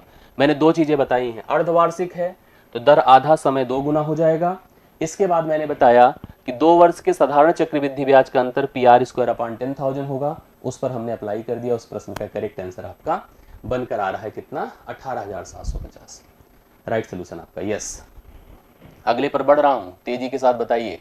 इसी समय हमको यहाँ पर 3 वर्ष की बात आ जाती है। चलिए जब 2 साल का पढ़ लिया तो 3 साल भी पढ़ लीजिए। 3 साल का भी साधारण चक्रवृद्धि ब्याज आपसे पूछा जा सकता है, उसका भी सूत्र लिख लीजिए। 3 वर्ष के साधारण तथा चक्रवृद्धि ब्याज का अंतर क्या होता है, अगर लिखना चाहें तो लिख सकते हैं PR²/10,000 2 साल का होता है, गुणे 300 + R डिवाइड बाई 100 होता है। ये होता है अंतर 3 साल के साधारण तथा चक्रवृद्धि ब्याज का। यहाँ पर भी सूत्र हम ऐसे जनरली लगा दे रहे हैं, बाकी करने के लिए देखिए इसमें 3 साल का दर हम अप्लाई कर देते, 10% दिया ही था, अंतर के हिसाब से हम कर सकते थे, ऐसी कोई बात नहीं। लेकिन आप लोग देख लो, इसमें बहुत ज़्यादा कंफ्यूज होने की आवश्यकता नहीं है। अंतर 186 है, मैंने इसके सामने देखो 186 लिख दिया, बराबर मूलधन हमको नहीं पता है, R पता है 10% है, तो P गुणे 10 का वर्ग 100 हो जाएगा, बटा 10,000 दिया ही दिया गया है, गुणे 300 में R जोड़ दो तो 310 हो जाएगा, बटा 100 हो गया। ये 2 शून्य खत्म हो गए, 186 यहाँ पर लिखा हुआ है, 1 शून्य इसका खत्म, ये 6 बार होगा। और यहाँ पर कितना हो जाएगा मुझे बता दें, यहाँ पर आपके सामने है 100 के बाद 1,000 गुणे 6 कर दीजिए, 6,000 इस प्रश्न का राइट सोल्यूशन होगा। 6,000 कितना हो रहा है, डी ऑप्शन 6,000 करेक्ट आंसर है। यहाँ पर बिल्कुल कर सकते हैं, रेशियो से कर सकते हैं, सतत प्रक्रिया लगा सकते हैं, टेबल बना सकते हैं, कई प्रोसेस से कर सकते हैं। बट हम इस क्लास को जिस हिसाब से डील कर रहे हैं, मुझे नहीं लगता है कि हमको उधर जाने की आवश्यकता है, क्योंकि उसके लिए हम अगर जाएंगे तो आप उधर कंफ्यूज हो जाएंगे मेथड को सीखने में, प्रश्न को नहीं करेंगे, मेथड सीखने में ज़्यादा कंफ्यूज रहेंगे। हम चाहते हैं कि इधर उधर ना पढ़ करके आप इसी को जस्ट तैयार कर लें, अगर मिल जाए तो हम लोग ऐसे करके आ जाएंगे परीक्षा में, इतनी हमें दिक्कत नहीं होगी। क्लियर?